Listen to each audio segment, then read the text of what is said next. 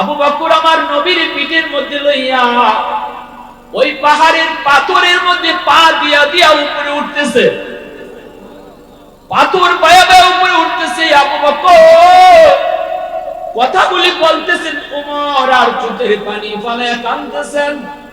ওমর কান্দে আর কয়, আবু বকর জানোনি আমি কোন রাতের নেকি চাই?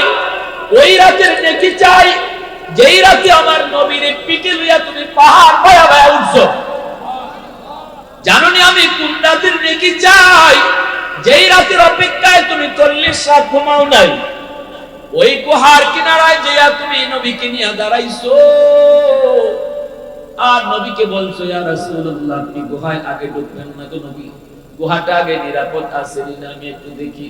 আমি যে দেখি গুহাটা নিরাপদ আছে কিনা, হিংস্র কোনো জীবজানোয়ার যদি থাকে আপনার ক্ষতি হয়ে যেতে পারে, আপনার যদি ক্ষতি হয় উম্মত হালাক হয়ে যাবে।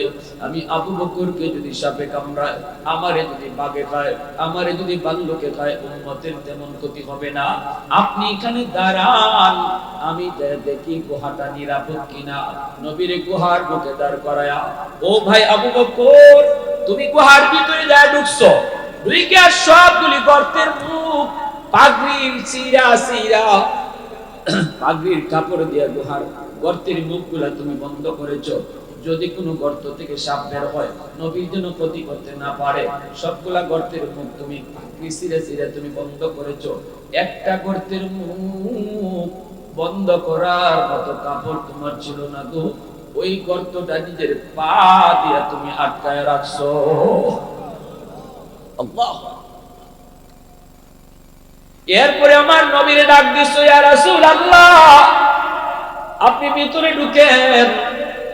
নবীর ভিতরে তুমি ঢুকাইছো, ঢুকাইয়াই আল্লাহর নবীরে তুমি বলতেছো, ইয়া রাসূলুল্লাহ অনেক কষ্ট হয়েছে গো নবী, আপনার একটু বিশ্রাম নেন, আমার পুরাতে আপনি ঘুমান, পুরাতে ঘুমান। ও ভাই আবু বকর বিশ্রাম নেওয়ার প্রয়োজন ছিল তোমার বেশি, ঘুমানোর দরকার ছিল তোমার বেশি, কারণ 40টা রাত তুমি ঘুমাও নাই গো। কিন্তু নিজে না ঘুমাইয়া, নিজে বিশ্রাম না নিয়া দু জাহানের বাদশারে নিজের উড়াতে তুমি ঘুম পাড়াইয়া দিছো। কে তোমার উড়াতে ঘুমায়? দু জাহানের বাদশা তোমার উড়াতে ঘুমায়। আমার মায়ার নুরানি চেহারা তুমি নয়ন জোড়ায় জোড়ায় তুমি দেখতেছো দেখতেছো। এই অবস্থায় এত কাছে থেকে নবীর জীবনে আমি উমর দেখি নাই, এত লম্বা সময় নবীর চেহারার দিকে নজর করার সুযোগ হয় নাই। নিজের উড়াতে নবীর ঘুম পাড়াইয়া ওই চেহারার দিকে তুমি নয়ন জোড়ায় তাকাইতেছো, যেই চেহারাটা আল্লাহ দুনিয়াতে শুধু এক পিস বানাইছে। ভাই আবু বকর আমার নবীর নিজের পুরাতে ঘুম পাড়ায়া তুমি নবীর নুরানি চেহারা তুমি দেখতেছো, মায়ার নজরে তুমি দেখতেছো।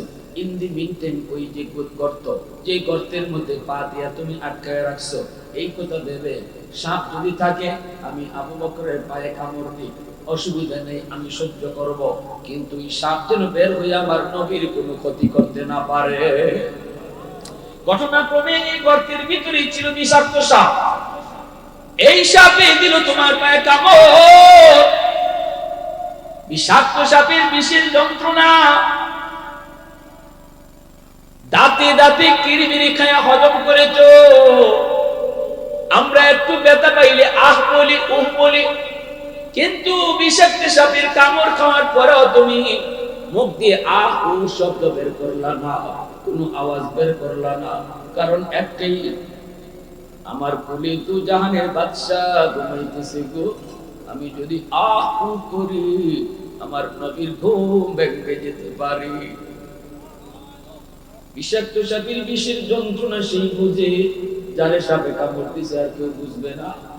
আবু বকর সিদ্দিক বডি নড়াচড়া করেন না, একটুও নড়াচড়া করেন না।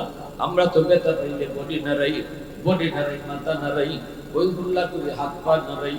সিদ্দিক এত বড় যন্ত্রণা তিনি সহ্য করতেছে, দাঁতে দাঁতে কামড় খায়া বডি নড়াচড়া করেন না, কারণ নড়াচড়া করলেও আমার মায়ার নবীর ঘুম ভেঙে যাবে। এজন্য বডি নড়াচড়া করেন না। তোমার কথাগুলি বলতেছে আর চোখ দিয়ে দরদর করে পানি পড়ে।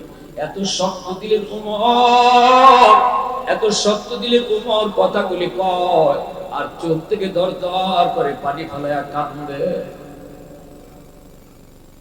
আবু বকর সিদ্দিক রাদিয়াল্লাহু তাআলা আনহুর মেয়ে আম্মা জান আয়েশা সিদ্দিকা রাদিয়াল্লাহু তাআলা আনহা নবীজি কি হন? পবিত্র বিবি নবীজি। আর ওমর ফারুক রাদিয়াল্লাহু তাআলা আনহুর মেয়ে আম্মা জান হযরত হাফসা রাদিয়াল্লাহু তাআলা আনহা, তিনি হলেন নবীজির আরেকজন বিবি। এই হিসাবে দুইজনের মেয়েরে রাসূলের কাছে বিয়া দিছিল। এই হিসাবে নবী হইলা দামান আর তারা দুইজন হইলা জোরে মাতো তখন মাতো অন্ধ বেটা কই দিছে, আমিও কইতেছি আওয়াজ দিয়া কও। নবীজি হইলা দামান আর তারা দুইজন হইলা শ্বশুর। পরের যে দুইজন হযরত উসমান আর হযরত আলী, এই দুইজনের সাথে নবীজির আত্মীয়তার সম্পর্ক কিতা আছে? আরেকজনে কও ওই কি আছিল? শ্বশুর জামাই। তুমি কইবা শ্বশুর জামাই কেডা, কেডা বউর আর কেডা জামাই? এত কও।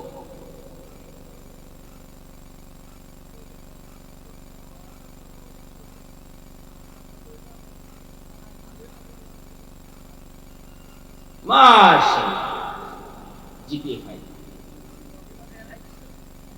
তোমারও 200 না দিলেও তো নাই, হয় না।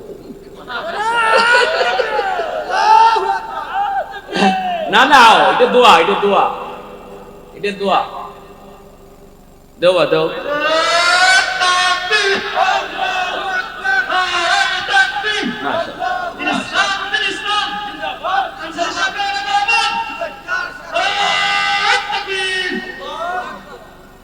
এবার আইন আমরা শুনি তারা কিতাব কথা কথাটা কি। আবু বকর সিদ্দিক রাদিয়াল্লাহু তাআলা আনহু তাই হযরত উমর রাদিয়াল্লাহু তাআলা আনহুকে লক্ষ্য করে বলতেছেন, ভাই উমর, আমি আবু বকরের মন বলে তুমি উমরের জীবনের নেকি আমি আবু বকরের চেয়ে অনেক বেশি। হযরত উমর বলেন, মানতে পারলাম না। আপনি হলেন উম্মতের মাঝে সবচেয়ে সেরা, সেরার সেরা। নবীজির পরে আর উম্মতের মধ্যে সবার উপরে সিদ্দিক আকবরের মর্যাদা, ঠিক না? হযরত ওমর বলেন, এটা কিভাবে সম্ভব? আমার জীবনের নেকি আপনার চেয়ে বেশি, এটা হইতেই পারে না। কেমনে করেন? কোন যুক্তি দিয়ে, কোন দলিলে? সিদ্দিক আকবর বলেন, ভাই ওমর, কোন যুক্তি নয়, কোরআনের আয়াত হলো দলিল।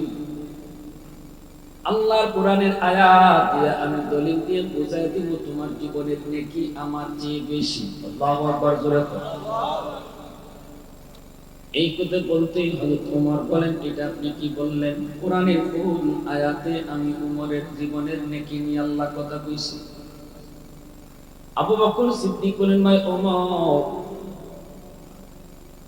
সরাসরি আল্লাহ তোমার নাম নিয়ে কয় নাই, কিন্তু আল্লাহ একটা রুল বলে দিয়েছে, একটা স্কেল বলে দিয়েছে।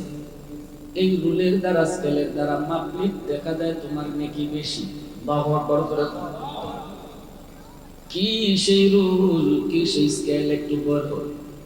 এই কথা বলতে সিদ্দিক কোরআনের এই আয়াত শোনায় দিলেন, ইল্লা মান তাবা ওয়া আমানা ওয়া আমিলা আমালান সালিহা ফাউলাইকা ইউবাদদিলুল্লাহু সাইয়্যাতিহিম হাসানাত ওয়া কানা আল্লাহু গফুরার রহিমা।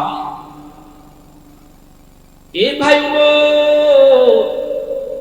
এই আয়াতের ভিতরে আল্লাহ বলেন, তবে যারা তওবা করবে, ঈমান আনবে, নেক আমল করবে, আমি আল্লাহ তার তওবার কারণে তার জীবনের যত গুনাহ আছে সব গুনাহকে নেকি বানায় দিব। গুনাহকে আমি নেকি দ্বারা বদলায় দিব। তওবার কারণে আল্লাহ পাক গুনাহকে নেকি বানায় দেয়। অতএব তওবাকারী তওবা করার আগে তার জীবনে যত গুনাহ ছিল সবগুলি গুনাহকে আল্লাহ এতগুলি নেকি বানায় দেয়। গুনাহ যদি পাহাড় পরিমাণ হয়, তওবার দ্বারা পাহাড় পরিমাণ নেকি হয়ে যায়। আল্লাহু আকবার। গুনাহ যদি তার সাগর পরিমাণ হয়, তওবার দ্বারা সাগর পরিমাণ নেকি আল্লাহ বানায় দেয়। এটা হলো আল্লাহ পাকের কথা। এই হলো স্কেল। এই স্কেল দিয়ে আসো আমরা জীবনের নেকি মাপি, আসো আমরা জীবনের নেকি মাপি। এই কইলেই আবু বকর সিদ্দিক বলে, ভাই ওমর, তাহলে বলো ইসলাম গ্রহণ করার আগে, তওবা করার আগে তোমার জীবনের গুনাহ আমার থেকে কম না বেশি ছিল? ওমর কই, অবশ্যই গুনাহ আমার বেশি ছিল। তাহলে গুনাহ যদি তোমার বেশি হয়, এখন তো তওবার কারণে আল্লাহ পাক তোমার জীবনের সব গুনাহকে আল্লাহ যদি নেকি বানায় দেয়, তাহলে নেকিও তো আমার চেয়ে বেশি হয়ে গেল। सिद्दीक तेरा नाम से इस्लाम रहेगा। যুবক ভাইরা, আমার কথাই যুবকদেরকে নিয়ে হইব। যুবক ভাইরা দয়া করে একটু বসে যাও, এটা জান্নাতে সামিয়ানা। কথাটা আমার শুরু হইছে যুবকদের নিয়ে, শেষ হইব যুবকদের নিয়ে কিছু কথা। মনোযোগ একটু দয়া করে। আল্লাহ সবাইকে জান্নাতে সামিয়ানার নিচে বসার সুযোগ দেয় না। আল্লাহ যারে মায়া করে, আল্লাহ যারে দয়া করে, তারই আল্লাহ বসার তৌফিক দেয়। বসে পড়ে। এ ভাই মোর, একটু শুনো। এই স্কেল বলে দিল তোমার জীবনের নেকি আমার চেয়ে হাজার হাজার গুণ বেশি হয়ে গেল। কারণ ইসলাম গ্রহণ করার আগে তোমার জীবনে গুনাহ বেশি, এটা তুমিও নিজে বলতেছো। তাহলে ইসলাম গ্রহণ করার পর তো আল্লাহ কয় জীবনের যত গুনাহ সব নেকি বানায় দেয়। গুনাহ যদি তোমার বেশি হয়, নেকিও তো এখন বেশি হয়ে গেল। এজন্য আমি বলছি তোমার জীবনের নেকি বেশি।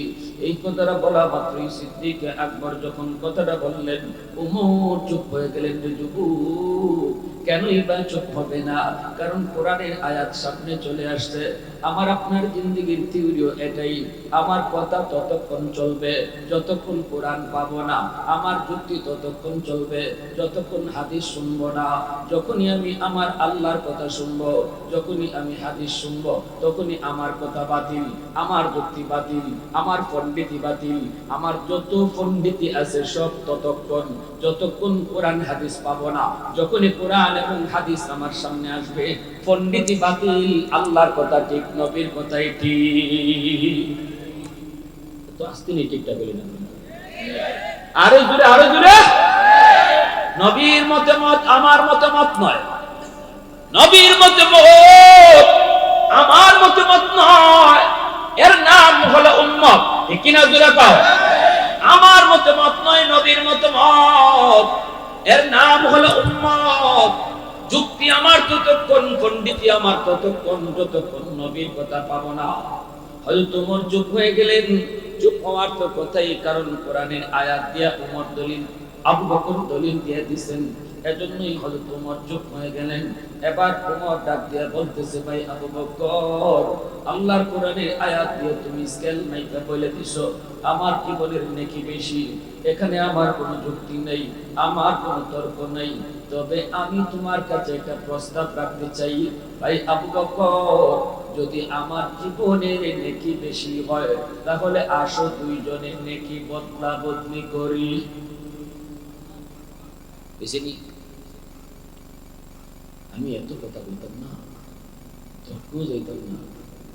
যদি আমার বেশি এই জায়গায় নেকি, তুমি আবু বকরের জীবনের নেকি আমারে দিয়ে দাও, আর আমি ওমর আমার জীবনে নেকি তোমারে দিয়ে দাও। কথাটা বুঝছেন না? সিলেটি ভাষা আমি এবারে যে পারি না, আইতে আইতে। আর এখানে টেন্ডরা তো আমি আগে অনেক আইছি, হয়তো মাঝখানে কিছু গ্যাপ গেছে। আমি তো আপনারা সদস্য, ঠিক কিনা দুটো হও, মাদানী পরিষদের সদস্যই আপনি। এ যুবক, যেই মাত্র হযরত ওমর এই প্রস্তাব দিলেন, আবু বকর সিদ্দিক বলতেছে, ভাই ওমর কি কও? ওমর বলতেছে, এটাই কথা, যদি জীবনের নেকি বেশি হয় আমারে দিবাইনি। আবু বকর নীরব হয়ে গেলেন, চুপ হয়ে গেলেন, কথা বলতে পারেন না। হযরত ওমর বিষয়টা বুঝে বলতেছে, ভাই আবু বকর, তোমার জীবনের সব নেকি আমারে লাগবে না, আমি আমার জীবনের সব নেকি তোমাকে দিয়ে দিব। বিনিময়ে শুধু তুমি তোমার জীবনের এক রাতের নেকি দিবা। সুবহানাল্লাহ। আরে তো আস্তে বল, নাইলে সকালে নাস্তা করে বলে উঠবে। আরো জোরে, আরো জোরে।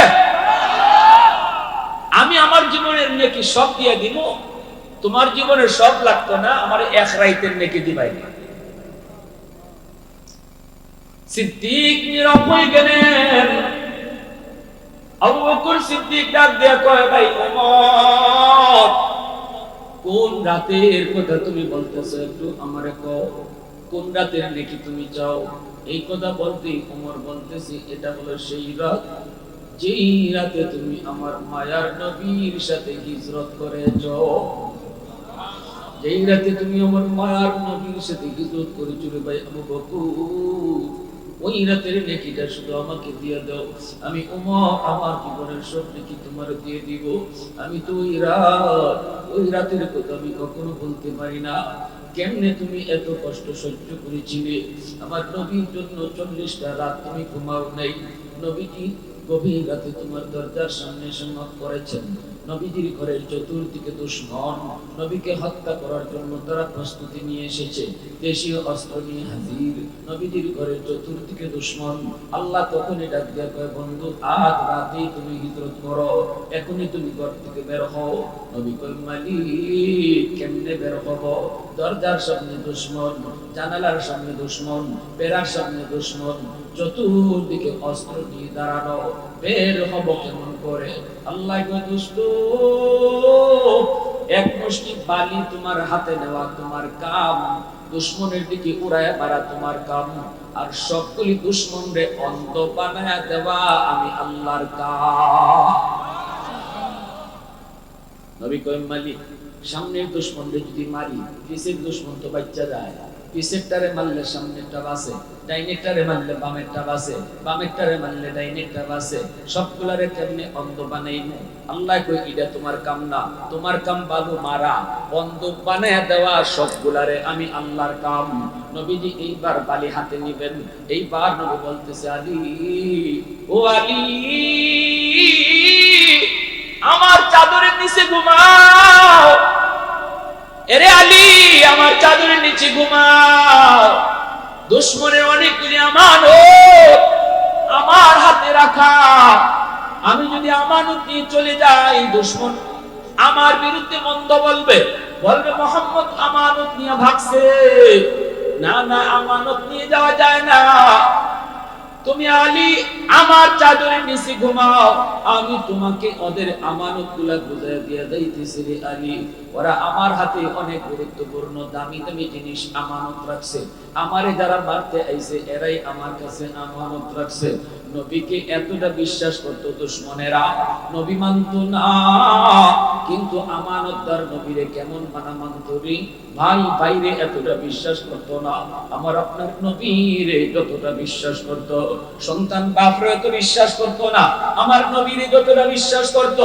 এজন্য কোনো দামি জিনিস বাপের কাছেও ছেলে রাখতো না, নিজের কাছেও রাখতো না, বরং ওই জিনিসটা মুহাম্মদুর রাসূলুল্লাহর কাছে আমানত রাখতো। স্বামী স্ত্রীকে এত বিশ্বাস করতো না, স্ত্রী স্বামীর উপর বিশ্বাস করতো না। ওই দামি জিনিসটা আমার আপনার নবীর কাছে আমানত রাখতো। মায়ার নবী, দয়ার নবী বলে, আলী, আমানতের বস্তুগুলি আমি তোমাকে বুঝায় গেলাম, তুমি চাদরের নিচে ঘুমিয়ে পড়ো, তুমি তাদের আমানতগুলি বুঝায় দিও, আমানতগুলি বুঝায় দিও। নবীজি এই কঠিন মুহূর্তে আমানতদারি কেমনে রক্ষা করতে হয় নবীজি সেটা উম্মতকে শিখায় গেছেন। রে যুবক, আজকে মসজিদের মুতাওয়াল্লি, তুমি মুতাওয়াল্লির পোস্টটা তোমার কাছে আমানত, তুমি ক্যাশিয়ারি পোস্টটা তোমার কাছে আমানত, তুমি মেম্বার ওয়ার্ডটা তোমার কাছে আমানত, চেয়ারম্যান ইউনিয়নটা তোমার কাছে আমানত। জনগণের জন্য কিছু কিছু জিনিস আসে সরকারের পক্ষ থেকে, মাঝে মাঝে এরকম ভাবে চাউল আসে, ডাউল আসে, এরকম ভাবে টিন আসে, গম আসে, এই বিষয়গুলি তোমার কাছে আমানত। রাসূল বলেন, লা ঈমানা লিমান লা আমানাতা লা, লা ঈমানা লিমান লা আমানাতা লা, লা ঈমানা লিমান লা আমানাতা লা। নবীজি কয়, আমানতদারি যার নাই তার ঈমান নাই, আমানতদারি যার নাই তার ঈমান নাই, আমানতদারি যার নাই ঈমান নাই। ইজা দুকিয়াতিল আমানাতু ফান্তাজিরিস সাআ, আমানতে খিয়ানত যখন বেশি বেশি হইব তখন তোমরা কিয়ামতের অপেক্ষা কইরো, কিয়ামতের অপেক্ষা কইরো। আল্লাহ নবী বুঝায় গেলেন উম্মতের দল, আমানতে খিয়ানত করলে মরণের সময় ঈমান সাথে যাইতো না, ঈমান সাথে যাইতো না। এজন্য আমানতদারি বহুত বড় একটা ইবাদত, আমানতে খিয়ানত করা বহুত বড় কবিরা গুনাহ। নবীজি বলেন, আলী আমার চাদরের নিচে ঘুমাইবা, রিস্ক আছে কিন্তু হাই রিস্ক। বলে কেমন? নবী কয়, আলী রে, ওরা ঘুমন্ত অবস্থায় আমাকে মারবে না সিদ্ধান্ত নিয়েছে, আল্লাহ আমারে জানাইছে। কিন্তু বেশি দেরি হয়ে গেলে, রাগ বেশি উঠলে, গুসা বেশি উঠলে কম যায় না, ঘুমন্ত অবস্থায় আক্রমণ চালাই দিতে পারে। এরা কিন্তু মনে করতেছে আমি চাদর দিয়ে ঘুমো। এ আলী, ধুলামাইরা যখন অন্ধ বানাইব তখন এই মুহূর্তে আমি উঠবো আর তোমারে চাদরের নিচে ঘুম পাড়াইব। আল্লাহু আকবার। দুশমন মনে করবে আমি ঘুমায় রইছি, আমি মনে করি তোমাকে হামলা চালায় দিতে পারে। যদি তোমাকে হামলা চালায় দেয় দিতেও পারে আলী, এবার একটু চিন্তা করে দেখো তুমি আমার এই প্রস্তাবে রাজি আছো নি? আলী কই, নবী গো, আমাকে মুহাম্মদুর রাসূলুল্লাহ মনে করে এরা যদি হত্যা করে ফেলে আমি খুশি মনে রাজি আছি। কেমন আশিক রাসূল ছিল সাহাবায়েরা, কেমন আশিক রাসূল ছিল আলী। নবীর জন্য মুহূর্তের মধ্যে জান দিতে প্রস্তুত। আমি আপনি হইলে একটু চিন্তা করতাম, ঠিক না? যে আল্লাহ রে হাসিত যদি আইয়া মাইরা দেয়, মুহাম্মদ মনে করেন তো আমার কাম শেষ। একটু চিন্তা করতাম। আলী কোন চিন্তা ছাড়া নবী আমারে চাদরের নিচে ঘুম পাড়ায় দেন, আর আপনি আল্লাহর হুকুমে হিজরত শুরু করেন। নবীজির কাছে, নবীজি আলীর কাছে আমানত বুঝায়া, নবীজি এইবার বের হবেন। আমি আপনি যদি আল্লাহরে প্রশ্ন করি, মালিক তোমার বন্ধু তো আমানত আলীরে বুঝায় গেল, কিন্তু তুমি তোমার আমানত কার হাওলা করেছো? আলীর হাওলা করেছে তোমার বন্ধু তার আমানত, কিন্তু তোমার আমানত তুমি কার হাওলা করছো? ঘর থেকে বাইর করে কার হাওলা করছো? আল্লাহ জবাব দিয়ে কইব, আমি আমার আমানত আমার আবু বকরের হাওলা করছি। নবী কয়, আল্লাহ হুকুম জারি করেছে বন্ধু, আবু বকরের বাড়ি যাও, আবু বকরের বাড়ি যাও। নবীজি দরজার পাশে এসে আস্তে করে ডাক দেয়, আবু বকর। একটা ডাক শুধু নবী দিলেন, আস্তে করে ডাক দিলেন, কারণ লম্বা বড় করে আওয়াজ দেওয়া যাবে না। শয়তান তো জানাই দিয়েছে তোরা কার অপেক্ষা করো। চাদরের নিচে যে ঘুমোবে মুহাম্মদ না আলী? আবু জাহেল কয়, কও কি? আমরা তো দেখলাম শুরু থেকে মুহাম্মদ। কয় না, এখন আলী। ইবলিসে কয় মুহাম্মদ গেছি গা। আবু জাহেল কয় কেমনে গেল? কয় তোরা যখন চোখ কসলাইছ তখনই গেছে। তোরা যখন কিতারে এসো কিতাব পড়ছে, কিতাব পড়ছে কইতেছো এই ফাঁকে দিয়ে মুহাম্মদ চলে গেছে। আবু জাহেল কয় তাড়াতাড়ি ভিতরে ঢুকো। ঘরের ভিতরে ঢুইকা চাদর টান দিয়া দেখে ঠিকই আলী ঘুমায় রইছে। আবু বকর, নবী আবু বকরের দরজার সামনে দাঁড়ানো, আর এই দিকে আবু জাহেল ঘোষণা দিয়া দিল, মুহাম্মদকে যে ধরতে পারবা তারে 100টা পুরস্কার দেওয়া হবে। আল্লাহর নবীর জন্যই যায় আস্তে করে ডাকতেছেন, আস্তে করে একটা ডাকতেছেন মাত্র। আবু বকর মুহূর্তের ভিতরে সিদ্দিক দরজা খুলে দিলেন। নবীজি ভিতরে ঢুকে কয়, আবু বকর এত আস্তে করে তোমারে ডাক দিলাম, মানুষ মানব দানব সব ঘুমায় রইছে, পাক পাকালি ঘুমায় রইছে, পুরা পিন পতন নীরবতা। মক্কার কোন মানুষ জাগ্রত নেই, পাক পাকালি ঘুমিয়ে আছে, পাখিরা এখনো উঠে নেই, কিচির মিচির করে নেই। আবু বকর এই মুহূর্তে তুমি এত তাড়াতাড়ি ঘুম থেকে কেমনে উঠছো? সিদ্দিক চোখের পানিটা সাইনা ডাক দিয়া কয়, নবী গো, আজ থেকে 40 দিন আগে আপনি ইশারা দিয়া কইছিলেন আবু বকর যে কোনো এক রাত তোমাকে নিয়ে আমি হিজরত করব, সতর্কতাই গো। নবী গো, ওই রাত থেকে নিয়ে আজ রাত পর্যন্ত 40টা রাত আমি আবু বকর বিছানায় পিঠ লাগাই না, দরজার পাশে দাঁড়ায় দাঁড়ায় অপেক্ষা করি। আমার মায়ার নবী কখন আইসা আমারে ডাক দে, আমি যদি ঘুমায় থাকি তাহলে দরজা খুলতে দেরি হবে, আপনার কষ্ট হবে। এজন্য দরজার পাশে দাঁড়ায় দাঁড়ায় সারা রাত কাটাই। ইয়া রাসূলুল্লাহ, চলেন গো নবী, চলেন। নবীকে নিয়ে রওনা দিয়ে দিলেন। নবীজি আবু বকরের কপালে চুমু খায়া চোখের পানিটা মুছা আল্লাহর কাছে কাঁদতে মালিক, জি আবু বকর 40 রাত ঘুমায় না, দরজার সামনে দাঁড়ায় দাঁড়ায় রাত কাটায়। ওই সিদ্দিকের উপরে আমি খুশি, তুমি আল্লাহ খুশি হয়ে যাও।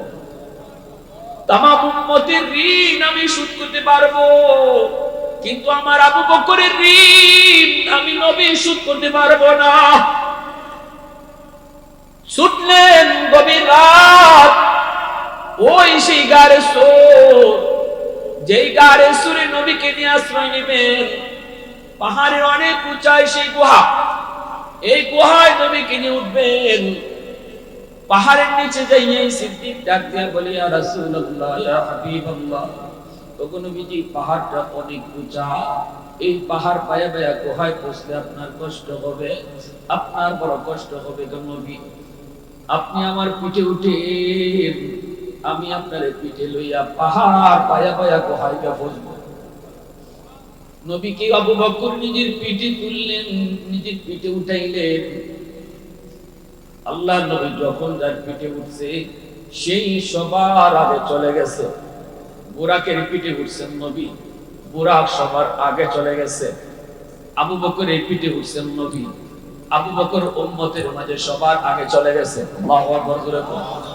পাহাড়টা পায়ে পায়ে সিদ্দিক নবীকে পিঠে লইয়া ওঠা শুরু করলেন। এই যুবক, মক্কা মদিনা যারা জিয়ারত করতে গেছেন, গারে সুর আপনারা দেখেন, বিশাল বড় পাহাড়ের উপরে সেই গুহা। সাহস হয় না, আমার সাহস হয় না উঠতে, আমি সাহস করতে পারি নাই। অনেক মানুষের উঠে রাস্তা করে দেওয়া হয়েছে, জায়গায় জায়গায় আবার জুসের দোকান, জায়গায় জায়গায় পানির দোকান রাখা হয়েছে।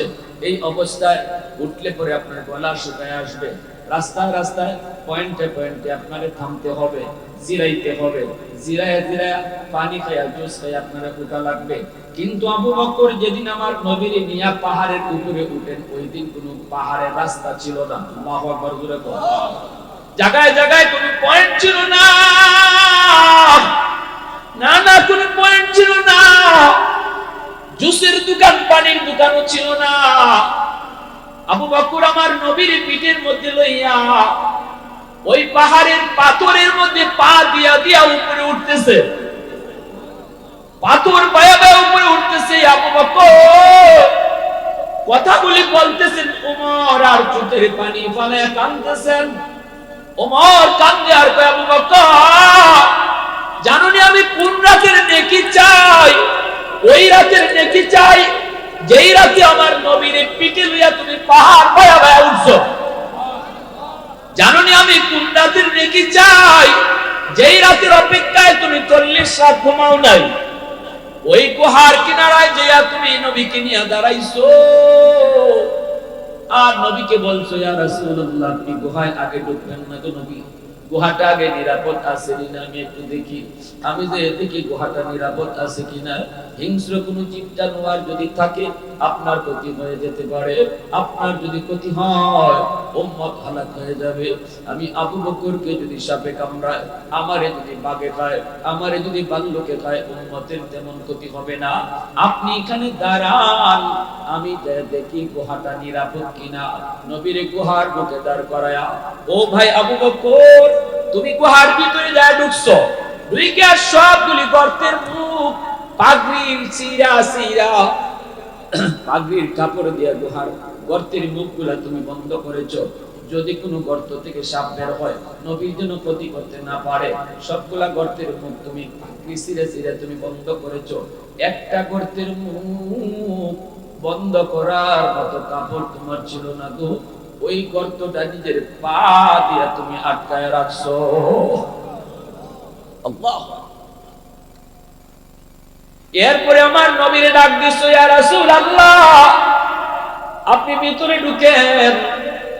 নবীর ভিতরে তুমি ঢুকাইছো, ঢুকাইয়াই আল্লাহর নবীরে তুমি বলতেছো, ইয়া রাসূলুল্লাহ, অনেক কষ্ট হয়েছে গো নবী আপনার, একটু বিশ্রাম নেন, আমার উরাতে আপনি ঘুমান, উরাতে ঘুমান। ও ভাই আবু বকর, বিশ্রাম নেওয়ার প্রয়োজন ছিল তোমার বেশি, ঘুমানোর দরকার ছিল তোমার বেশি, কারণ 40টা রাত তুমি ঘুমাও নাই গো। কিন্তু নিজে না ঘুমাইয়া, নিজে বিশ্রাম না নিয়া দু জাহানের বাদশারে নিজের উরাতে তুমি ঘুম পাড়াইয়া দিছো। কে তোমার উরাতে ঘুমায়? তোমার উরাতে ঘুমায়? আল্লাহু আকবার জোরে কও। কে তোমার উরাতে ঘুমায়? দু জাহানের বাদশা তোমার উরাতে ঘুমায়। আমার মায়ার নুরানি চেহারা তুমি নয়ন জোড়ায় জোড়ায় তুমি দেখতেছো। এই অবস্থায় এত কাছে থেকে নবীর জীবনে আমি উমর দেখি নাই। এত লম্বা সময় নবীর চেহারার দিকে নজর করার সুযোগ হয় নাই। নিজের উরাতে নবীর ঘুম পাড়াইয়া ওই চেহারার দিকে তুমি নয়ন জোড়ায় তাকাইতেছো, যেই চেহারাটা আল্লাহ দুনিয়াতে শুধু এক পিস বানাইছে। আওয়াজ দেখো দুনিয়া, আরো জোরে কোন সুবহানাল্লাহ, আরো জোরে সুবহানাল্লাহ। यासीन से मौला ने कभी उनको पुकारा, यासीन से मौला ने कभी उनको पुकारा, हामीम को भी और कभी तासीन इशारा। ये रमज़ ही कुछ आशिक माशूक माबैन, समझा है जिन्हें खल्क़ों में अक्सर वर कौनैन, समझा है जिन्हें खल्क़ों में अक्सर वर कौनैन। मुसलमाনের আওয়াজ এখন আল্লাহু আকবার। ভাই আবু বকর, আমার নবীর নিজের পুরাতে ঘুম পাড়ায়া তুমি নবীর নুরানি চেহারা তুমি দেখতেছো, মায়ার নজরে তুমি দেখতেছো। ইন দি মিন টাইম ওই যে গর্ত, যে গর্তের মধ্যে পা দিয়া তুমি আটকায় রাখছো, এই কথা ভেবে সাপ যদি থাকে আমি আবু বকরের পায়ে কামড় দিই, অসুবিধা নেই, আমি সহ্য করব, কিন্তু এই সাপ যেন বের হয়ে আমার নবীর কোনো ক্ষতি করতে না পারে। ঘটনাক্রমে এই গর্তের ভিতরেই ছিল বিষাক্ত সাপ। এই সাপে দিল তোমার পায়ে কামড়। বিষাক্ত সাপের বিষের যন্ত্রণা, দাঁতে দাঁতে কিরমিরি খায়া হজম করেছো। আমরা একটু ব্যথা পাইলে আহ বলি উহ বলি, কিন্তু বিষাক্ত সাপের কামড় খাওয়ার পরেও তুমি মুখ দিয়ে আহ উ শব্দ বের করলা না, কোনো আওয়াজ বের করলা না। কারণ একটাই, আমার কোলে তো জাহানের বাদশা ঘুমাইতেছে গো, আমি যদি আহ উ করি আমার নবীর ঘুম ভেঙে যেতে পারে। বিষাক্ত সাপের বিষের যন্ত্রণা সেই বুঝে, যারে সাপে কামড় দিছে আর কেউ বুঝবে না। আবু বকর সিদ্দিক বডি নড়াচড়া করেন না, একটুও নড়াচড়া করেন না। আমরা তো ব্যথা পাইলে বডি নাড়াই, মাথা নাড়াই, ওই হুল্লা করে হাত পা নাড়াই। সিদ্দিক এত বড় যন্ত্রণা তিনি সহ্য করতেছে, দাঁতে দাঁতে কামড় খায়া বডি নড়াচড়া করেন না, কারণ নড়াচড়া করলেও আমার মায়ার নবীর ঘুম ভেঙে যাবে, এজন্য বডি নড়াচড়া করেন না। তোমার কথাগুলি বলতেছে আর চোখ দিয়ে দরদর করে পানি পড়ে।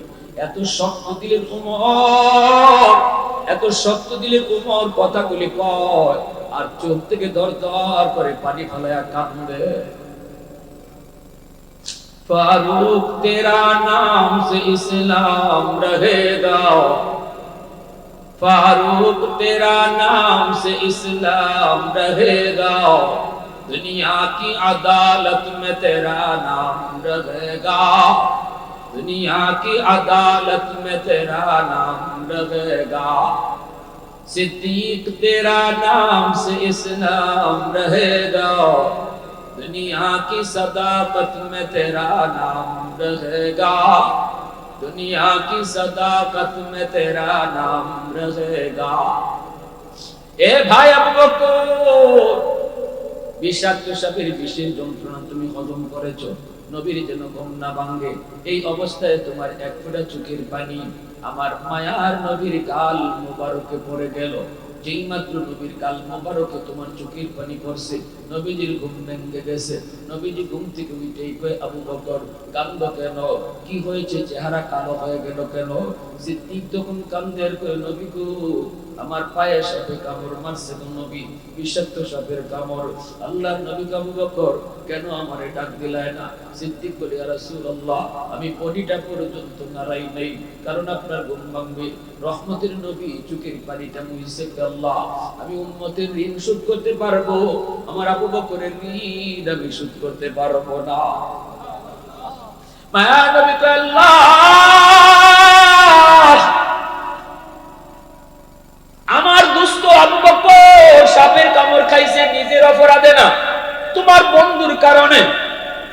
অতএব আমি এখন সাপের বিষ পানি করতে চাই, লবের মধ্যে অ্যান্টিবায়োটিক তুমি দিবা। আল্লাহু আকবার। আল্লাহ নবী তিনি লবের মধ্যে একটু লব আঙ্গুলের মধ্যে নিয়া ওই কাটা জায়গার মধ্যে নবী লাগায় দিয়েছেন। আল্লাহ নবীর লবটারে হাই অ্যান্টিবায়োটিক বানায় দিয়েছে। আল্লাহু আকবার।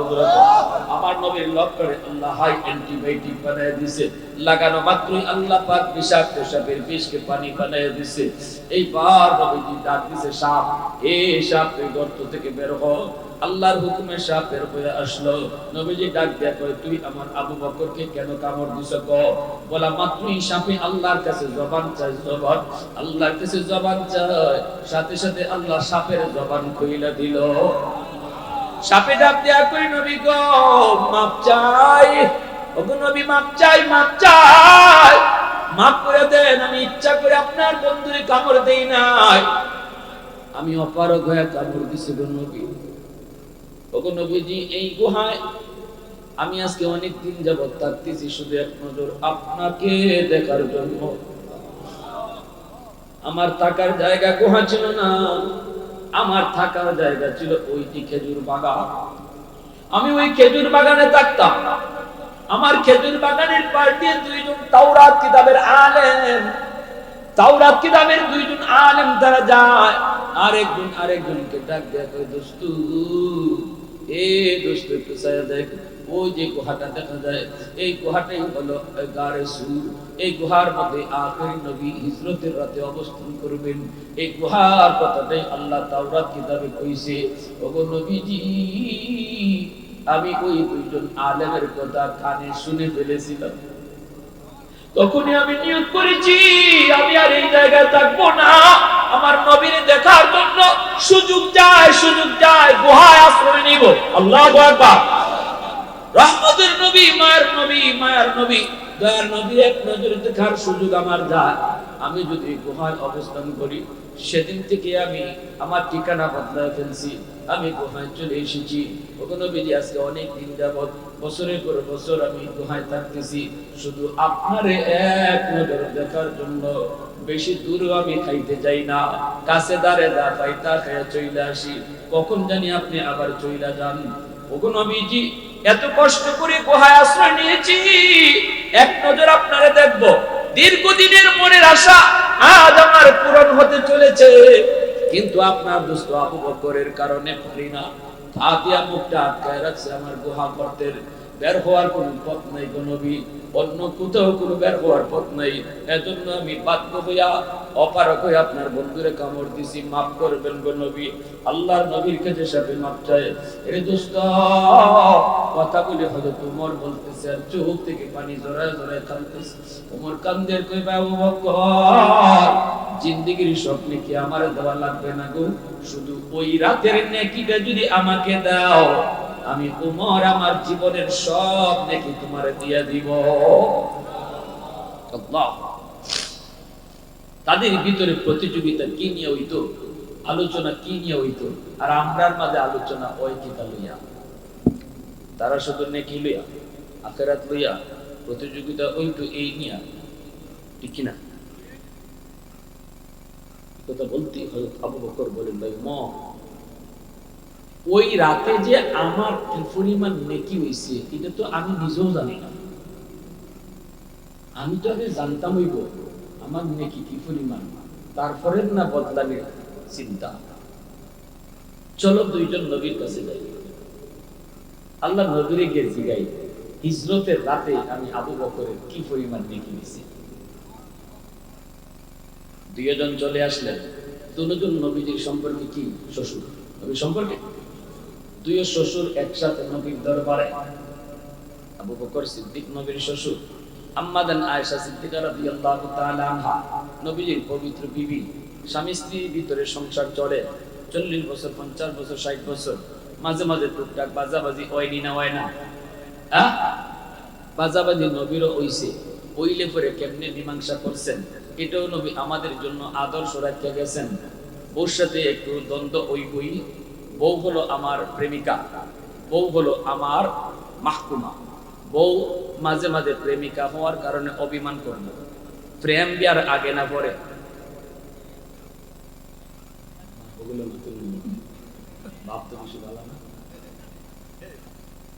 প্রেম ভালোবাসা বিয়ার আগে না পরে। জোয়ান তো কই না, বুড়া বলতে পারে। আরো জোরে খাও, বিয়ার আগে না পরে। বিয়ার আগে যেটা, এটা প্রেম না, এটা খালি জ্বালা আর জ্বালা, এটা খালি ফুরায় আর ফুরায়, ঠিক না? বিয়ার পরে যেটা হয়, এটা খালি আরাম আর আরাম হয়, ঠিক না? আমার রাসূল প্রেম কখন কবে শিখাই গেছে। আম্মাজানের সাথে নবীজি কি প্রেম, আম্মাজান বলছে, আম্মাজান আয়েশা বলেন, নবীজি আমি যদি গ্লাসে পানি খাইছি, রাসূল যদি পানি খাইতা, তে রাসূল কইতা, আয়েশা পুরা পানি খাইও না, আমার লাগে অর্ধেক রাখো।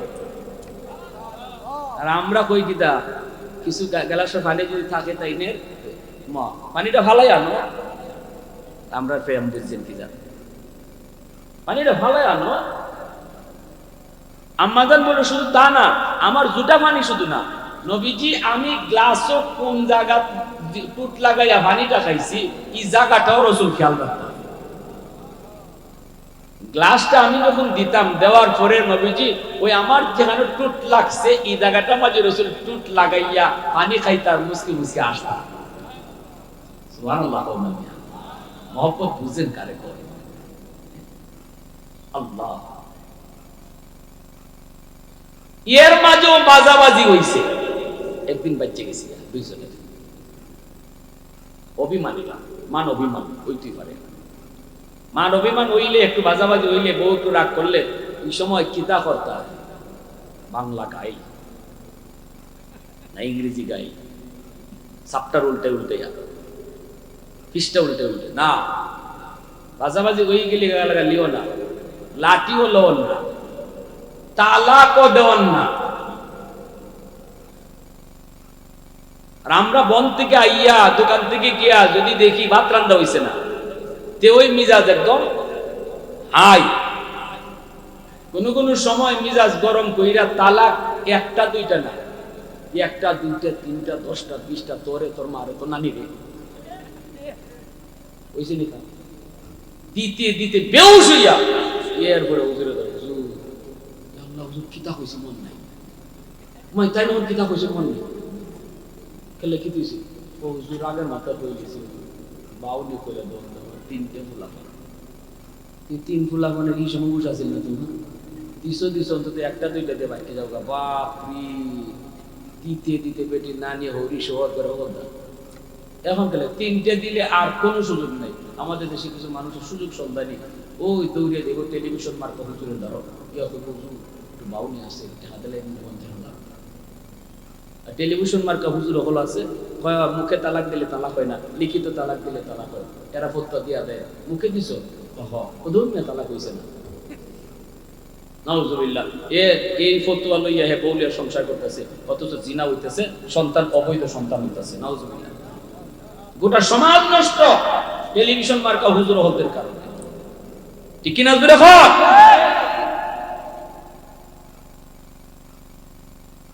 আল্লাহ রসুলের একটু বাজাবাজি হইছে, আম্মাজান কইতেছেন আমি রাইট, রসুল কয় আমি রাইট, লাগছে দুইজনই রাইট। রাইট কি দুইজনই মাতো না বলে, বাজাবাজি হইলে কি রাইট দুইজনই হয়? একজন রাইট হইব, আরেকজন রং হইব। নবী কয় আমার কথা রাইট, আম্মাজান কয় আমার কথা রাইট। এখন হইছে নি কাম, রসুল কয় এক কাম করো, বিচারক আমি একজন, বুঝতেছি তো তুমিও মানো না আমিও মানি না, তে একজন বিচারক আইন, আম্মাজান কয় আনুন। আল্লাহ রসুল কয় কারে আনতাম? আম্মা যখন আপনি যারা মনসা থাকেন মিজাজটা একটু হাইয়ে দিছে, তো রসুল কয় তোমার আব্বার আইন নাই, আম্মা জানে আপনারা ওই সাইড হয়েছে বললাম আম্মা জানে আব্বা হয় না। বউর সাথে জামাই যদি বাজাবাজি হয় আর জামাই যদি কয় তোমার আব্বারে আনি বিচারের বিষয়, বউ তো ভালো দিয়ে আসমান উঠে খুশিতে, ঠিক না? কই বলতে তো হইছে আমার আব্বা তো আমার পক্ষেই মারবা, ঠিক না? নেই আম্মা জানো খুশি, ঠিক আছে আলো তো বালা। রসুল কাছে ঠিক আছে তোমার আব্বারে আনি। আল্লাহ রসুল এখানে একটা শিক্ষা দিয়া গেল, স্বামী স্ত্রীর ভিতরে যদি কখনোই দ্বন্দ্ব হয়, নিজে নিজে যদি মীমাংসা করতে না পারো, যদি আরেকজন আনন্দই লাগে, বাইরের লোক ডাকবায় না। বাইরের লোক শুনবা, চেয়ারম্যানের কাছে যাওয়ার এটা বিষয় না, এটা মেম্বারের বিষয় না, এটা হলো ফ্যামিলির একজন লোক ডাক্তার যে সামনে থাকবো আর কথা হইব, মীমাংসা হইব। এই অবস্থা এটা আল্লাহরও নির্দেশ, পরিবারের ভিতর থেকে আনতে। তো আল্লাহ রসুল ডাকছেন আবু বকরকে, সিদ্দিক আইছেন, আবু বকর সিদ্দিক আইছেন, নবীজি কইতেছেন আবু বকর তোমার বিচার করার লাগে আছে, একটা বিচার। সিদ্দিক তো পুরো চোখ বড় বড় হয়ে গেছে, রাসূলুল্লাহ কার সাথে বিচার? তোমার তোমার জিলকে। আবু বকর সিদ্দিক তো আরো টেনশন, আল্লাহ আমার মেয়ে আজকে রসুলের সাথে কি বাজাইল, আমার মেয়ের অত প্রশংসা রসুলে করুন, আমার মেয়েটাও এত ভালো মেয়ে, আমার আয়েশা আমার রসুলের সাথে কি বাজাই দিল। আবু বকর নীরব চুপচাপ, কোনো কথা নাই, মুখটা একটু বেজার হয়ে গেছে। আল্লাহ রসুল আবু বকর হুশ আছে নি বলে কি আছে, বিচার করবার লাগে আনছে তোমার রাইট কেটা, এটা তুমি কইটা। তা আল্লাহ রসুল কইতেছে আয়েশা বিচারক তো আইছেন, তুমি আগে কইবাই না আমি আগে কইতাম। বিচার করার আগে স্টেটমেন্ট দেওয়ান লাগে না নীতিও জানি, হ্যাঁ? নাকি এক পক্ষের দিলে হইব? দুই পক্ষের কথা শুনুন লাগে, বাদী বিবাদীর কথা। বিচারক যারা আছেন, বিচার কিন্তু বহুত বড় একটা আমানত, বিচার বহুত বড় একটা আমানত। দুই নম্বরই করে বিচার করবাই, মুখ চিহ্নে বিচার করবাই, দেখা খাইয়া বিচার করবাই, গোষ্ঠী চিহ্নে বিচার করবাই, কিয়ামতের মাঠে আল্লাহ জিব্বা জাহান্নামের আগুনের কেসি দিয়ে কাটবে। আমাদের সমাজে এমন বিচারক আছে বহু, টাকা খাইলে বিচার করাই দেয়, 500 টাকা খাইলে বিচার করে দেয়। এদিন এক বেটা আমার কি আর হুজুর আপনি 500 করে একটা বেনসন সিগারেট খাইলেই শেষ, বিচার করে গেছি। 500 টাকা দিয়া কয় চাচা কালকে নো বিচার পয়েন্ট ধরাই দিও। চাচা কয় ঠিক আছে অসুবিধা নেই বেটা, রাত্রে 500 খাই দিছে। পরের দিন বিচারে বইয়া উল্টা মাতে, এখন অত মানুষের সামনে কইব কেমনে চাচা 500 যে দিলাম এটা কই গেল? কয় চাচা ফাঁসে আছে। চাচা কয় কি করব তোর ফাঁসে, খেলায় নাইকা 10-এ। বিষয়টা বুঝছেন নি? মানে রাত্রে তুই যখন 500 দিয়া গেছ, পরে আমারে দিছে 1000 টাকা, আমি ফাঁসের কথা বলবো না 10-এর কথা বলবো। এই হলো আমাদের সমাজের হালত। আজকে সমাজে যদি ইনসাফের সাথে ন্যায় বিচার হইতো, সমাজ অত নষ্ট হইতো না। চেয়ারম্যানের ফুলায় চুরি করলে, চেয়ারম্যানের ফুলায় দুষ করলে ওগুলি দেখা যায় একবার মাত্র, আর রিকশাওয়ালার ফুলায় যদি দুষ করে তো সবাই যাইতে ধরুন। এটাই হলো আমাদের সমাজের বিচার। আল্লাহ রসুল বলে এই জাতির বিচার অতীতে বহু জাতি করছিল, আল্লাহ ধ্বংস করে দিচ্ছে। আমরাও দেখছি আমাদের এই দেশ বিগত সরকারের আমলে 15 বছর 16 বছর 17 বছর ইজাত বিচারই খালি দেখছি। নিজের দলের লোকে করলে এর বিচার নাই, এ খালাস। আর বিরোধী দল আর মোল্লা মুন্সি যদি খালি উস্তাদ হইছে তে এর লটকাইলা। ঠিক কইলো ঠিক, না কইলো ঠিক, আমার কথা আমি কই দিই, কথা ঠিক কিনা ধরো মা। তে ইতার লাগে আল্লাহ ধরছে নি ধরা খা জোরে মতো কার ধরা? আল্লাহ আমি যে ধরা ভুললে গেছি এরকম মনে করিস না, আমি তোর সুযোগ দিই।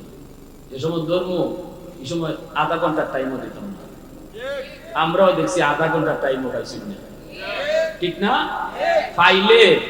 ফাইলে দরবেশ বাবা থাকতো না, হেও ফালাইতো। কেউ দাড়ি রাখে আর কেউ কাটে, তার ঘরও বাঁচতে পারে না। ঠিক কিনা জোরে হয়? তাইলে বোঝা গেল ধরা কার? আরো জোরে আল্লাহর ধরা আসেনি না নাই? এখনো যারা আইবাই বুঝাইও, অত ফালাইও না। ফালাইলে যে কিতা হয়, কেমনে আল্লাহ ফালায় এটা একটু নিজে দেখাই। আল্লাহ দেখাই দিয়েছে নিজের চোখে, ঠিক কি না? অত ফালানি নাই। কই থেকে কই গেলাম আপনারা লইয়া? ও বিচারো বিচারো।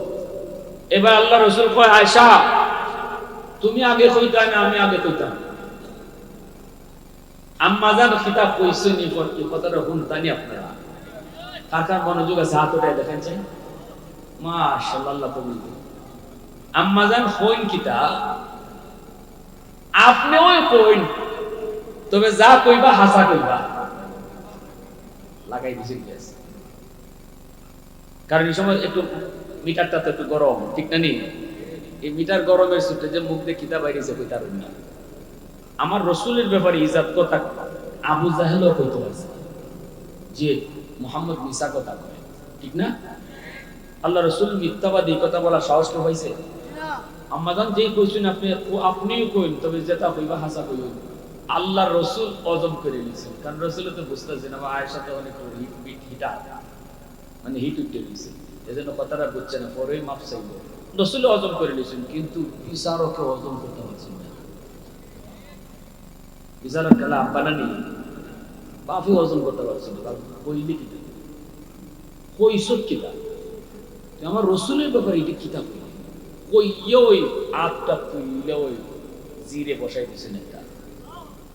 আম্মা জানবে যেই মাত্র হযরত আবু বকর সিদ্দিক কালো ভয় দিয়েছেন, তাই এমন করে মার খাইছো কইরা মাটি করে গেছে গিয়া। এরপরে দৌড় দিয়া 5 বার লাগি দৌড় দিয়ে রাসূলের পিছে গিয়ে আপনি আশ্রয় নিছেন। নবীজির পিছে গিয়ে বলি, ইয়া রাসূলুল্লাহ আমার কাছে। আল্লাহ রাসূলের সাথে সাথে সাবধান আবু বকর দাঁড়াও। সিদ্দিক আবার হাত উঠে ইসলাম আপনার রাসূলকে দাঁড়াও। নবীজি গরম হইছে গিয়া, তোমারে বিচার করতে আসছি, মারতে আমি নেই। আল্লাহু আকবার। আবু বকর বিচার করতে আসছি, মারতে আমি নেই। মারছো কেন? মারছো কেন? যাও, তোমার বিচার লাগবে না, বাইরো। নবীজি যখন গরম হয়েছিল, সিদ্দিক আস্তে করে মাথাটা দিয়ে সিদ্দিককে দিয়া সোজা রুম থেকে বাইরে গেছেন গিয়া। এরপরে আল্লাহ রাসূল আস্তে করে কইয়া আম্মা জান এবার সাইয়্যাম মিসকিন শুন। আম্মা জান আয়েশা গেছে, দুইজনে আশা শুরু করেছে। রাসূল কয়, কিতাব বুঝা আয়েশা, আমি না থাকলে কিতাব বুঝা। দুইজনেরই 80 শব্দ শুনে হযরত আবু বকর ঘরের ভিতরে আবার ঢুকছে। ঢুকে কই, মা এটা কোন দেখতে গেছে?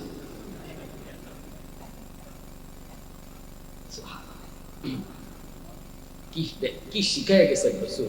আর আজকে আমরা কই আছি? আমার রাসূলের জীবনী কত সুন্দর।